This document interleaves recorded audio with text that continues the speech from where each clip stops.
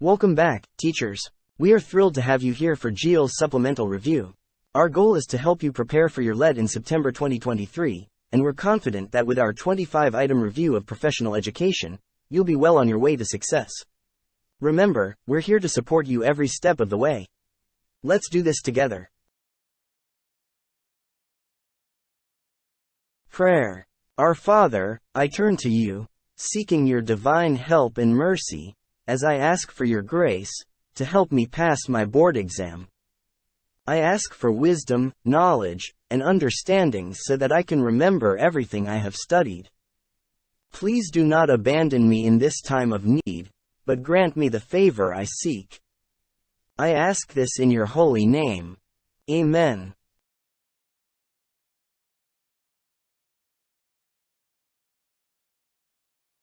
Here are some tips on how to review effectively. Plan and organize. Create a study schedule or plan to allocate specific time for review. Break down the material into smaller, manageable chunks, and prioritize areas that require more attention. Summarize and condense. As you review each topic, condense the information into concise summaries or outlines. This process helps reinforce your understanding and makes it easier to recall key points later. Use active learning techniques. Instead of passively reading or reviewing notes, engage in active learning techniques. This can include explaining concepts to yourself or others, creating flashcards for quick recall, or solving practice problems. Practice retrieval. Test your knowledge and understanding by actively retrieving information from memory. This can involve using flashcards, taking practice quizzes, or explaining concepts without referring to your notes. Retrieval practice enhances long-term retention and helps identify areas that require further review. Seek clarification. If you come across any confusing or unclear concepts during your review, don't hesitate to seek clarification. Consult your textbooks, online resources, or ask a teacher or classmates for assistance. Understanding the material thoroughly is crucial for effective review. Connect and relate. Look for connections and relationships between different concepts or topics. Relating new information to previously learned material helps reinforce understanding and promotes a deeper level of learning. Review actively and regularly. Instead of cramming all the review into one session, spread it out over multiple sessions. Regular and consistent review enhances retention and reduces the likelihood of forgetting in form. Take breaks and rest. While reviewing is important, it's equally crucial to take breaks and give your mind time to rest. Breaks help prevent mental fatigue and enhance overall focus and productivity. Teach others. One of the most effective ways to solidify your understanding is to teach others. Explain concepts to a friend or family member, or imagine yourself teaching a concept to someone else. Teaching forces you to articulate your knowledge and identify any gaps in understanding. Reflect and self-assess. Periodically reflect on your progress and self-assess your understanding. Identify areas where you feel confident and areas that need further review. Adjust your study plan accordingly to focus on weaker areas.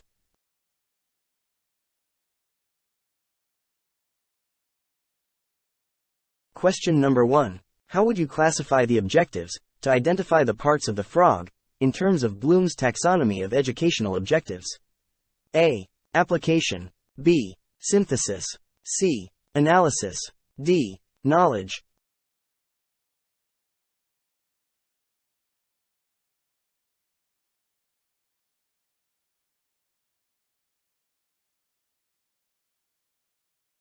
How would you classify the objectives to identify the parts of the frog in terms of Bloom's taxonomy of educational objectives?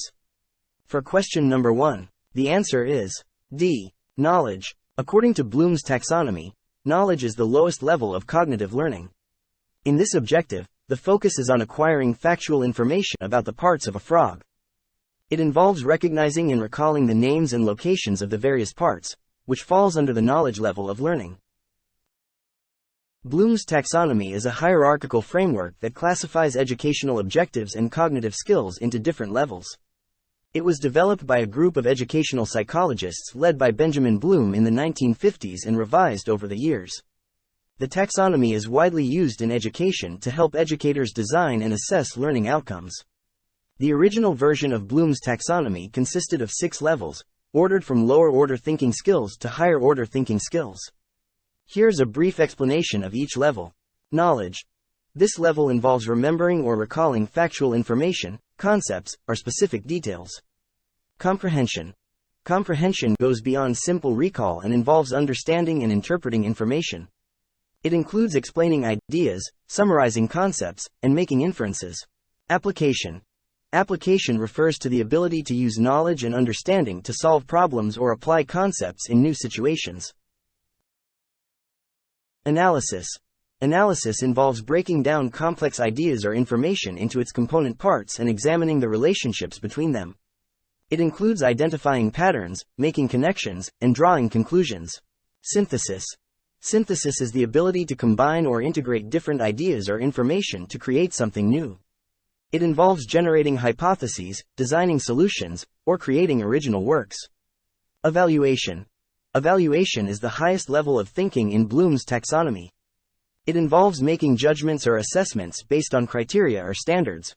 This includes evaluating the reliability of information, critiquing arguments, or making informed decisions. In 2001, Bloom's taxonomy was revised by Anderson and Krathwohl, which reorganized the levels and included different action verbs associated with each level. The revised version places more emphasis on the active cognitive processes involved in learning.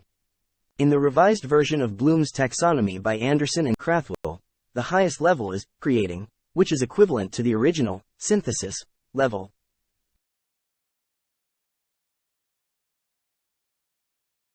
Question number 2. Using rubrics, which is futuristic and hypothetical among the following criteria chosen to assess a planned student affairs program for the school year? A. Projected impact of the projects. B. Full participation of students. C. Significance of the students' affairs program. D. Feasibility of projects or activities.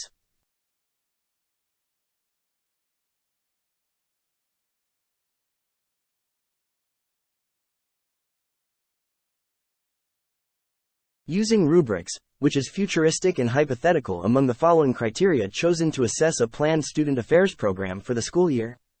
For question number 2, the answer is A. Projected impact of the projects. This criterion involves assessing the potential or anticipated impact of the projects in the future. It focuses on the expected outcomes and the potential long-term effects of the student affairs program. Since it deals with projecting the impact, it is more futuristic and hypothetical compared to the other criteria. Rubrics are scoring guides or assessment tools used to evaluate performance or assignments based on predefined criteria. They provide a clear and systematic framework for assessing and grading student work, allowing for consistent and fair evaluation. A rubric typically consists of a set of criteria or dimensions that define the qualities or characteristics of successful performance in a specific task or assignment.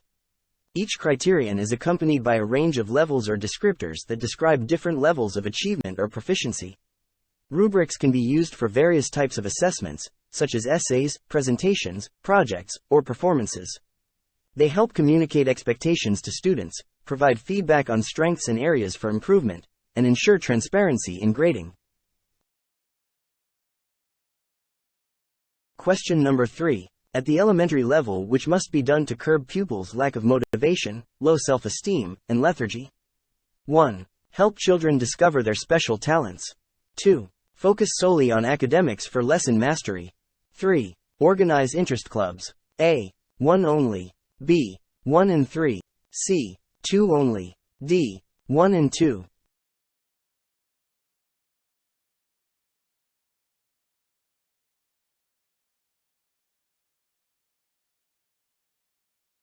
At the elementary level, which must be done to curb pupils' lack of motivation, low self-esteem, and lethargy? For question number 3, the answer is B. 1 and 3. Explanation. Option 1. Help children discover their special talents. By helping children discover their special talents, educators can tap into their individual strengths and interests. This can boost motivation and self-esteem as children engage in activities they enjoy and excel in. Option 3. Organize interest clubs. Organizing interest clubs provides opportunities for children to explore and participate in activities beyond academics. These clubs cater to their specific interests, promoting engagement, social interaction, and a sense of belonging. Option 2. Focusing solely on academics for lesson mastery may not effectively address the lack of motivation, low self-esteem, and lethargy. Overemphasizing academic performance without considering students' individual strengths and interests can further contribute to disengagement and low self-esteem. Therefore, options 1 and 3, which involve helping children discover their talents and organizing interest clubs, are more likely to address the mentioned issues and promote motivation, self-esteem, and active participation among elementary-level students. Question number 4. Teacher Marie has a very strong knowledge based in chemistry. In effect, which will she most likely capable of doing? A. Can plan a trip to International Chemistry Lab. B. Can answer all questions pertaining to chemistry. C. Can make experimental setup on the elements. D. Can easily make new associations with other disciplines.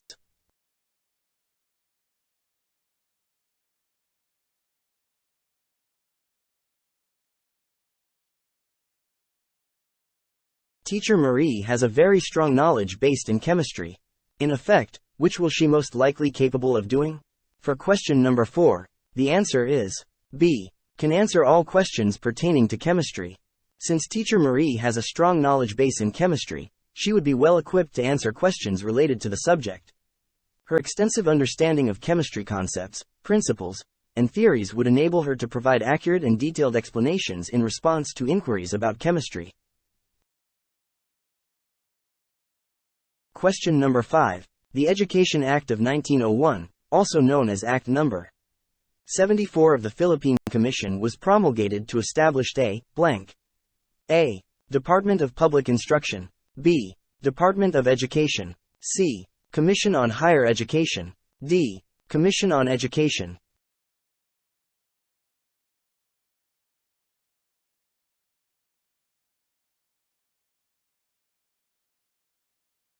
The Education Act of 1901, also known as Act No. 74 of the Philippine Commission, was promulgated to establish a blank. For question number 5, the answer is A. Department of Public Instruction. The Education Act of 1901 in the Philippines established the Department of Public Instruction. This department was responsible for overseeing and regulating the educational system in the country during that time. It laid the foundation for the formalization and organization of education in the Philippines under American colonial rule.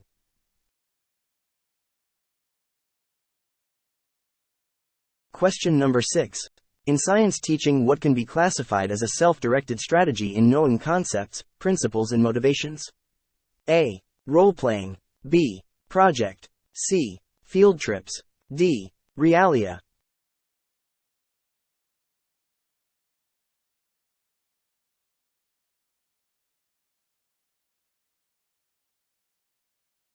Among the given options, the self-directed strategy in science teaching for knowing concepts, principles, and motivations would be B. Project. Engaging students in projects allows them to take charge of their learning, explore concepts, principles, and motivations independently, and develop a deeper understanding of the subject matter. Through projects, students can conduct research, design experiments, analyze data, and draw conclusions, fostering a self-directed approach to learning. This strategy encourages students to take ownership of their education and actively engage in the process of knowledge acquisition. Question number 7. Public school teachers plan to organize peaceful rally to express their grievances over education policies. How can this be legally done? A. Support of parents and community. B. Get permit for a rally outside of work hours. C. Support of education officials. D. Support of students.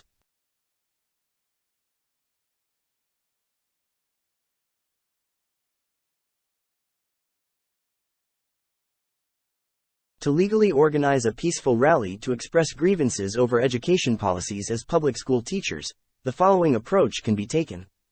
B. Get a permit for a rally outside of work hours.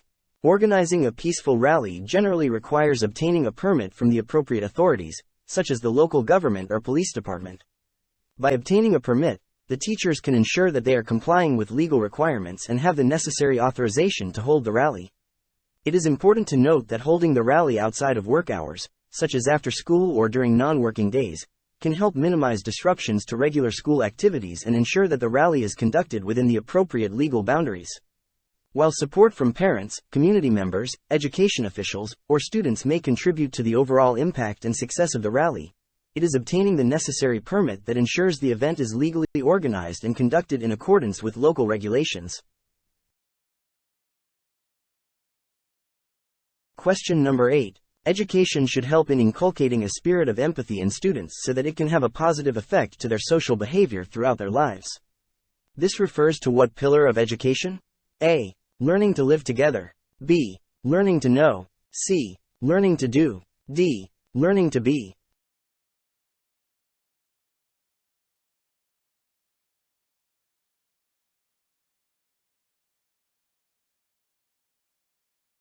Education should help in inculcating a spirit of empathy in students so that it can have a positive effect to their social behavior throughout their lives. This refers to what pillar of education?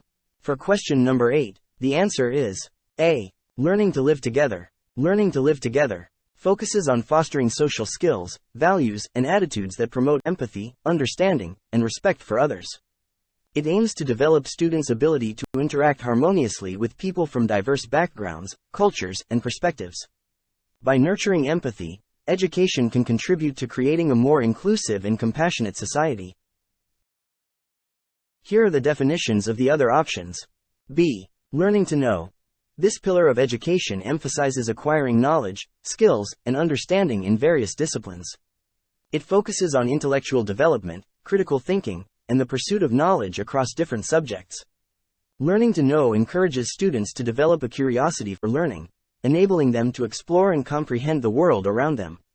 C. Learning to do. This pillar of education centers around developing practical skills and competencies. It emphasizes hands-on learning, vocational training, and the acquisition of practical knowledge. Learning to do involves fostering abilities related to problem-solving, creativity, decision-making, and adaptability. It aims to equip students with the necessary skills to apply their knowledge in real-life situations and to engage actively in various fields of work. D. Learning to be. This pillar of education focuses on holistic development, encompassing the personal, emotional, and ethical aspects of an individual. Learning to be emphasizes the development of self-awareness, self-identity, and personal values. It encourages students to explore their passions, talents, and aspirations, aiming for their overall well-being and the realization of their full potential. This pillar recognizes the importance of nurturing individuals' unique qualities and promoting their personal growth and fulfillment. Question number 9. Teacher Ben asked his students to bring fruits, and then organize and mark them according to their categories. What skill is desired in this activity? A. Classifying activities. B. Investigative activities. C.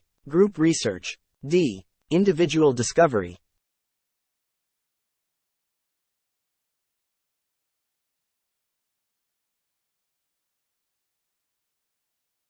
Teacher Ben asked his students to bring fruits, and then organize and mark them according to their categories. What skill is desired in this activity? For question number 9, the answer is A. Classifying activities.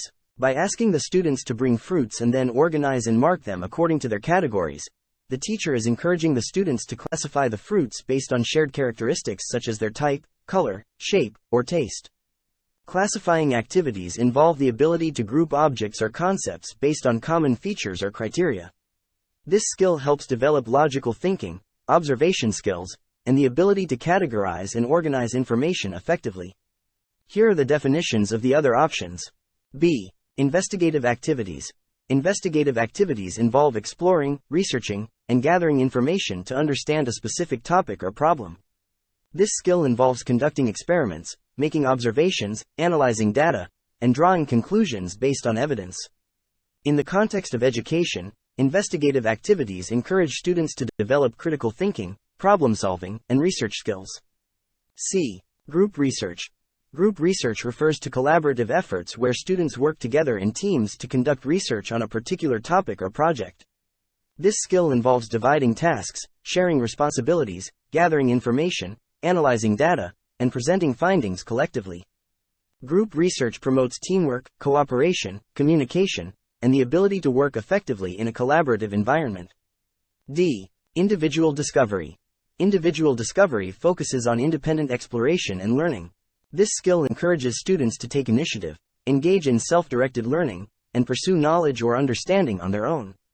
It involves activities such as self-study, independent research, and personal exploration. Individual discovery promotes self-motivation, critical thinking, autonomy, and the ability to learn and discover independently. Question number 10. To ensure effective use of instructional material, Hayden Smith and Thomas Nigel advise us to abide by the acronym PPPF. Which is the first step to do? A. Prepare yourself. B. Prepare your students. C. Present the materials. D. Practice.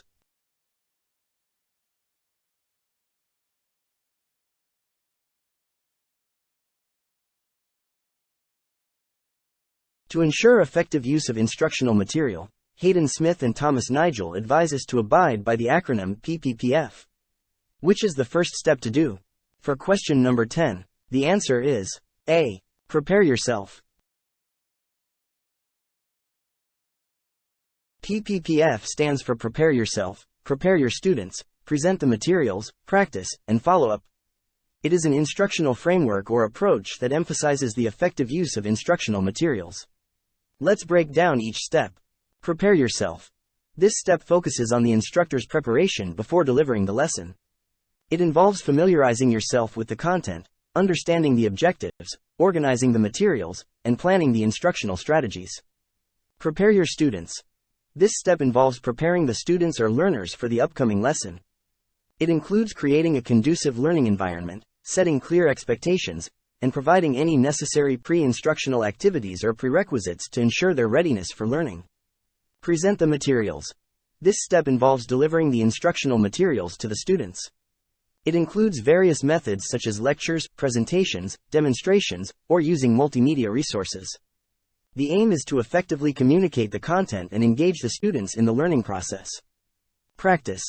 This step emphasizes the importance of providing opportunities for students to practice and apply what they have learned. It includes activities such as exercises, discussions, group work, or hands-on experiences that promote active learning and reinforce understanding. Follow-up. After presenting the materials and providing opportunities for practice, the follow-up step focuses on assessing student understanding and providing feedback. It involves reviewing the material covered, addressing any misconceptions, reinforcing key concepts, and evaluating student progress through assessments or other means. Question number 11. These are the general purposes of bulletin board displays, except A. Decorative. B. Motivational. C. Informational. D. Unity.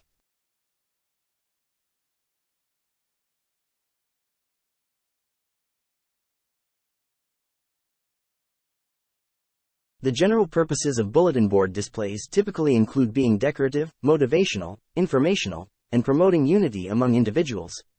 Therefore, the correct answer would be D. Unity. Question number 12. Teacher Jean see to it that the display on the bulletin board has no grammar errors, misspelled words and ambiguity. Teacher Jean wants to show blank. A. Legibility. B. Correctness. C. Balance. D. Effective communication.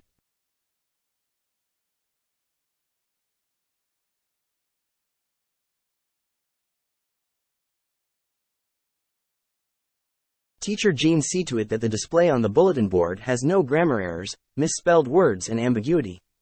Teacher Jean wants to show blank. For question number 12, the answer is B. Correctness. Teacher Jean wants to show correctness when ensuring that the display on the bulletin board has no grammar errors, misspelled words, and ambiguity. By ensuring the accuracy and correctness of the content, Teacher Jean aims to convey information clearly and effectively to the viewers of the bulletin board. This contributes to effective communication and helps maintain the credibility and professionalism of the displayed information. Question number 13. It is a form of learning without face-to-face contact with the teacher and delivered via telecommunications. A. Modular. B. Blended learning. C. Online learning. D. Mobile learning.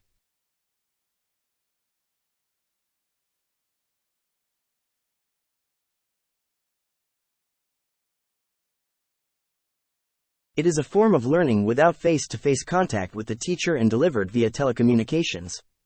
For question number 13, the correct answer is C. Online learning. Online learning refers to a form of learning that takes place without face-to-face contact with the teacher and is delivered through telecommunication technologies. It typically involves using the internet and digital platforms to access educational materials, interact with instructors or peers, submit assignments, and participate in virtual discussions or activities. Online learning offers flexibility in terms of time and location, allowing learners to engage in educational experiences remotely. Here are the definitions of the other options. A. Modular learning. Modular learning refers to an approach where the learning content is divided into self-contained modules or units.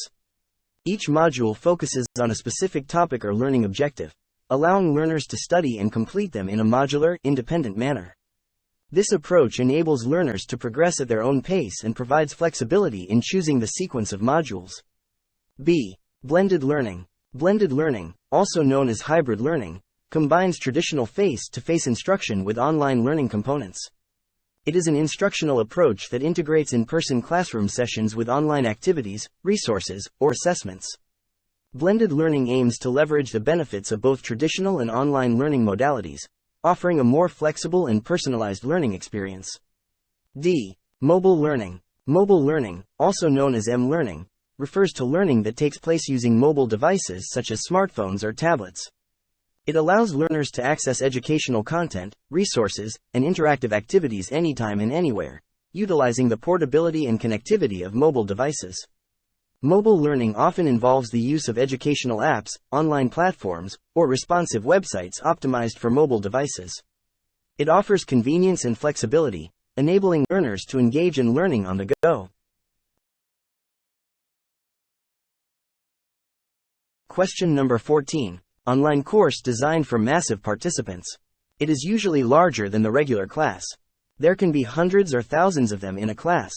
A. Schoology. B. Google Classroom. C. Moodle. D. Massive open online course.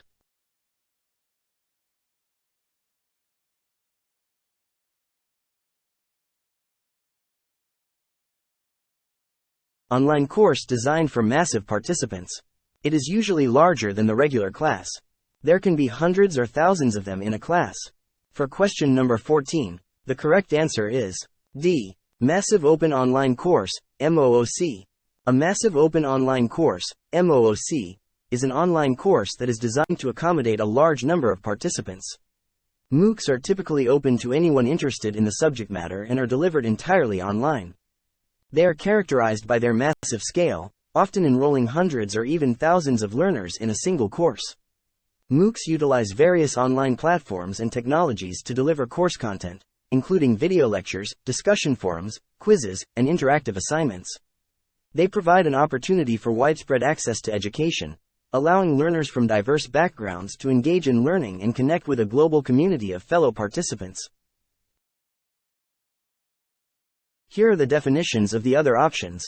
A. Schoology. Schoology is a learning management system, LMS, that provides a platform for course management, collaboration, and communication between teachers, students, and parents.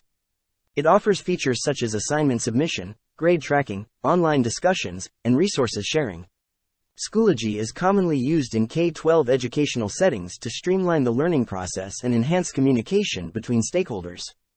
B. Google Classroom. Google Classroom is another popular learning management system, LMS, developed by Google. It is designed for educators to create, distribute, and manage assignments in a paperless way. Google Classroom integrates with other Google tools, such as Google Drive for file sharing and Google Docs for collaborative writing. It facilitates online communication, assignment submission, and grading, making it widely used in schools and universities. C. Moodle. Moodle is an open-source learning management system, LMS, widely used by educational institutions, organizations, and individual educators. It provides a robust platform for creating and delivering online courses, managing content, engaging in discussions, and assessing learners. Moodle offers a wide range of features, including customizable course structures, multimedia integration, collaborative tools, and tracking student progress. It is highly flexible and can be adapted to suit various educational needs. Question number 15. Vygotsky's theory emphasized the importance of a more advanced other who serves as a guide to provide blank for the learner. A. Scaffolding. B. Improvement. C. Schema. D. Conventional.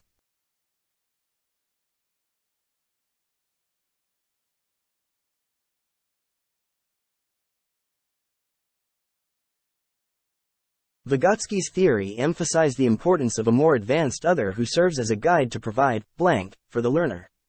For question number 15, the correct answer is A. Scaffolding. Vygotsky's theory of sociocultural development emphasizes the concept of scaffolding.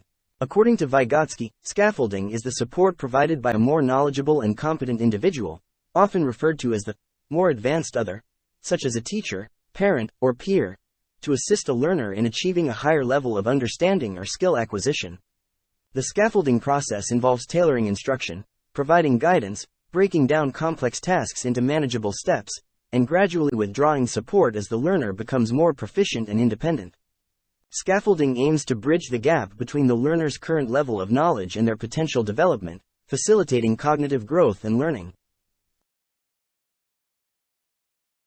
If you feel tired in reviewing for your LET, take this as a reminder. Remember that the greatest accomplishments often require the greatest effort. Keep pushing forward, even when you feel tired or discouraged. Each step you take brings you closer to your goal. Believe in yourself, stay focused, and never underestimate the power of your determination. You are capable of achieving amazing things, and this moment of fatigue is just a temporary hurdle on your path to success. Keep going, and know that your hard work and perseverance will pay off.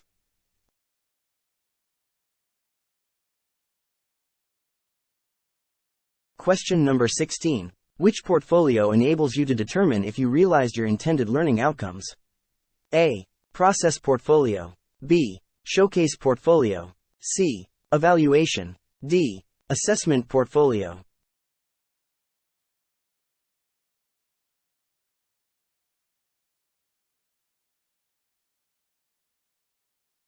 Which portfolio enables you to determine if you realized your intended learning outcomes? For question number 16, the correct answer is D. Assessment portfolio. An assessment portfolio is a type of portfolio that enables you to determine if you have realized your intended learning outcomes. It is a collection of work or evidence that showcases your learning progress and demonstrates your achievement of specific learning goals or competencies. Assessment portfolios are often used in educational settings to assess student learning and provide a comprehensive picture of their growth and development over time. By evaluating the contents of an assessment portfolio, you can gauge the extent to which you have met your intended learning outcomes and identify areas for improvement or further development. Here are the definitions of the other types of portfolios. Process portfolio. A process portfolio focuses on documenting and reflecting upon the learning process. It includes various drafts, rough sketches, preliminary work, and self-reflections that demonstrate the progression and development of skills or knowledge over time. Process portfolios highlight the journey of learning, emphasizing the thinking and decision-making processes involved in creating the final products or outcomes. Showcase portfolio. A showcase portfolio, also known as a presentation portfolio or display portfolio, highlights the best work or accomplishments of an individual.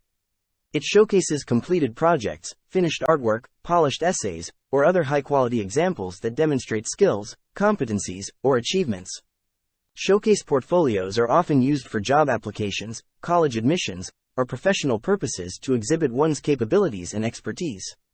Evaluation portfolio. An evaluation portfolio focuses on assessing and documenting the achievement of specific learning objectives or standards. It includes evidence, such as completed assignments, tests, or assessments, that demonstrates proficiency in specific areas of study. Evaluation portfolios are commonly used in educational settings to track progress, evaluate learning outcomes, and provide feedback on individual performance. Question number 17. In a classroom management, this is an immediate and effective way to address 3 misbehaving students. A. Put them outside the classroom. B. Send them to the guidance office. C. Assign them separate seats. D. Stop class till the 3 stop misbehaving.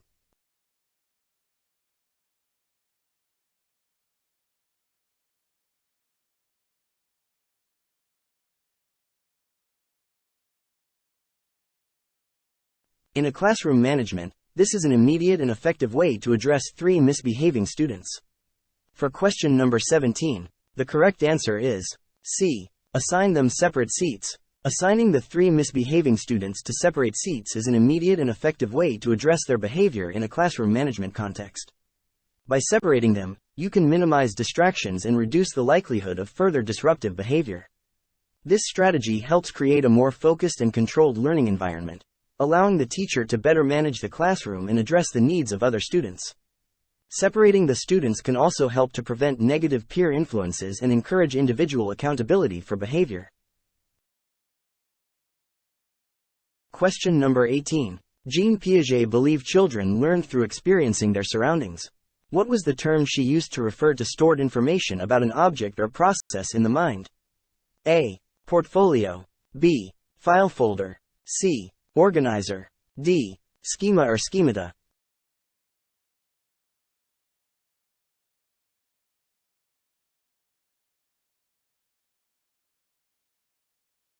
Jean Piaget believed children learned through experiencing their surroundings. What was the term she used to refer to stored information about an object or process in the mind? For question number 18, the correct answer is D. Schema or schemata.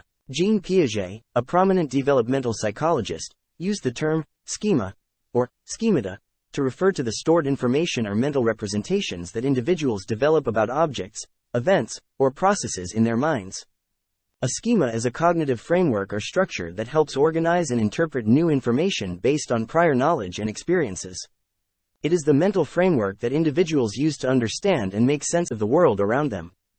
As children interact with their surroundings and engage in new experiences, they modify and expand their existing schemas to accommodate new information and integrate it into their understanding of the world. Question number 19. One of the following quotations does not conform to the Christian doctrine of education for humanitarianism. Which one is it? A. Do unto others as you would like others do unto you. B. Love thy neighbor as thyself. C. Whatever good things we do to our poor, helpless brothers, we do it for God. D. Not on bread alone is the man to live but on every utterance that comes from the mouth of God.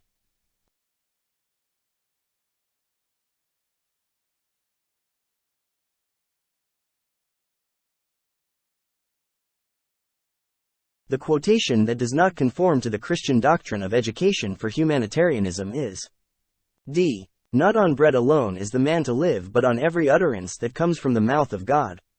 This quotation is derived from the Bible, specifically Matthew chapter 4 verse 4, and it focuses on the importance of spiritual nourishment and the significance of God's word in sustaining human life. While this statement holds theological significance within Christianity, it does not directly address the principle of education for humanitarianism, which emphasizes acts of love, compassion, and service towards others. The other options, A, B, and C, reflect teachings that align more closely with the Christian doctrine of treating others with kindness, love, and care. Question number 20. In basic types of intelligence, the ability to use learned knowledge and experience is known as blank. A. Crystallized. B. Fluid. C. Linguistic. D. Interpersonal.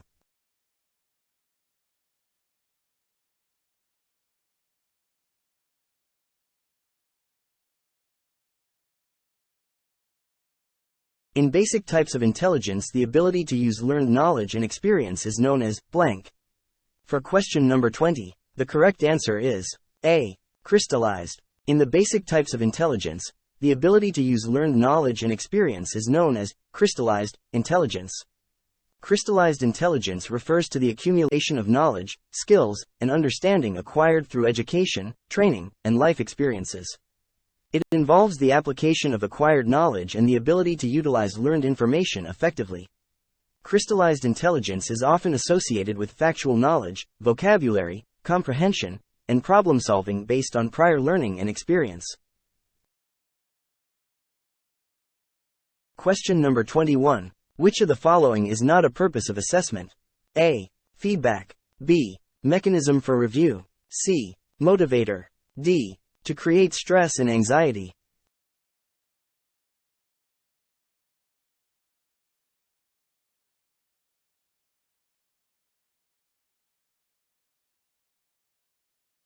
Which of the following is not a purpose of assessment?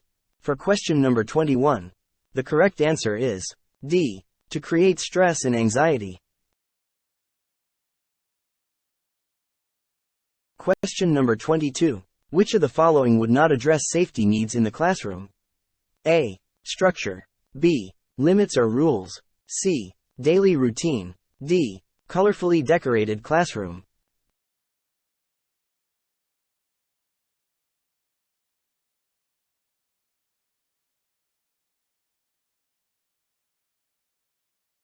Which of the following would not address safety needs in the classroom? For question number 22, the answer is D. Colorfully decorated classroom. While a colorfully decorated classroom can contribute to a positive and engaging learning environment, it does not directly address safety needs in the classroom. The other options, A, B, and C, are more directly related to addressing safety needs. Question number 23. Who is the proponent of probabilistic epigenesis? A. Gilbert Gottfried. B. Gilbert Gottlieb. C. Max Wertheimer. D. Howard Gardner.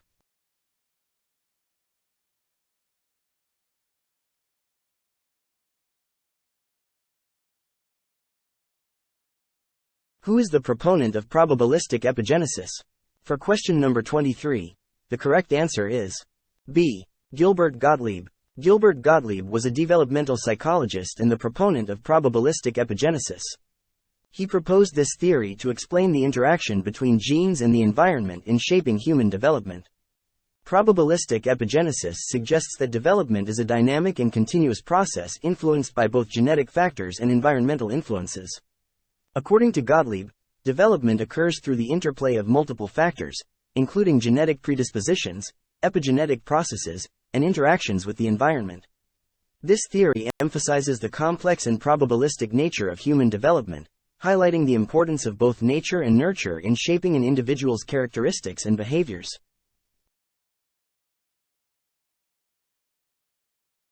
Question number 24. According to Gilbert Gottlieb, the development of an organism is dependent on the interaction of blank. A. Biological and environmental forces. B. The nature alone. C. Family member and friends. D. Social media community.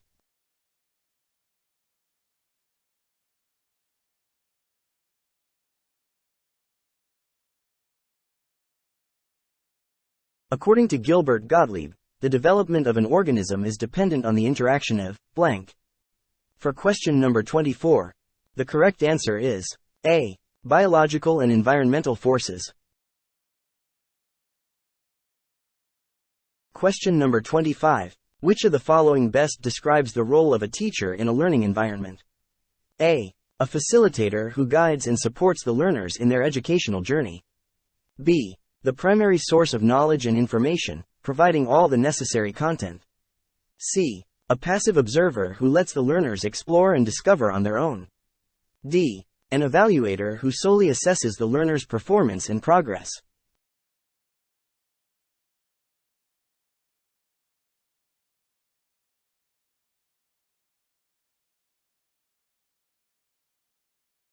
Which of the following best describes the role of a teacher in a learning environment? For question number 25, the correct answer is A. A facilitator who guides and supports the learners in their educational journey. In a learning environment, the role of a teacher is often that of a facilitator. The teacher guides and supports the learners, providing them with the necessary resources, encouragement, and guidance to help them learn and develop their skills. The teacher acts as a mentor, creating a conducive learning environment, and facilitating the student's understanding of the subject matter. This approach emphasizes student-centered learning and promotes active engagement and critical thinking among learners. Thank you for watching GEO's LET review. I hope they've been helpful in your exam preparation. Remember that success in the LET requires consistency and dedication, so I encourage you to come back for more videos to help you stay on track with your studies. Be sure to hit the subscribe button and turn on notifications so you don't miss any new videos. My goal is to provide you with high-quality content that helps you feel confident and prepared for the exam. So, let's work together towards your success in the LET. Keep studying hard and I'll see you in the next video.